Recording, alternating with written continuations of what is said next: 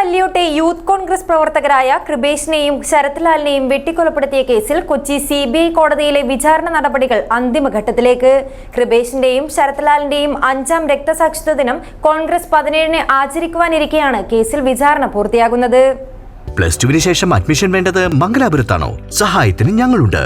20 വർഷമായി മംഗലാപുരത്ത് പ്രവർത്തിക്കുന്ന മലയാളികളുടെ മേൽനോട്ടത്തിലുള്ള സ്ഥാപനം www.admissionmangalore.com. മൊബൈൽ 8881000222. പെരിയ കല്യോട്ടെ യൂത്ത് കോൺഗ്രസ് പ്രവർത്തകരായിരുന്ന കൃപേഷിനെയും ശരത്ലാലിനെയും വെട്ടിക്കൊലപ്പെടുത്തിയ കേസിൽ കൊച്ചി CBI കോടതിയിലെ വിചാരണ നടപടികൾ അന്തിമഘട്ടത്തിലേക്ക്. 2019 ഫെബ്രുവരി 17-ന് രാത്രി ബൈക്കിൽ സഞ്ചരിക്കുകയായിരുന്ന ഇരുവരെയും കല്യോട്ട് വെച്ച് കൊലപ്പെടുത്തിയെന്നാണ് കേസ്. CPM നേതാക്കളും പ്രവർത്തകരും ഉൾപ്പെടെ 24 പേർ പ്രതികളായ കേസിൽ 327 സാക്ഷികളാണുള്ളത്. പ്രധാന സാക്ഷികൾ ഉൾപ്പെടെ 150 പേരുടെ വിസ്താരം പൂർത്തിയായി. ആദ്യം അന്വേഷിച്ച് കുറ്റപത്രം നൽകിയ ക്രൈംബ്രാഞ്ച് DYSP PM പ്രദീപ്, തുടർന്ന് അന്വേഷണത്തിന് നേതൃത്വം നൽകിയ CBI DYSP അനന്തകൃഷ്ണൻ എന്നിവരെയാണ് ഇനി പ്രധാനമായി വിസ്തരിക്കുവാനുള്ളത്.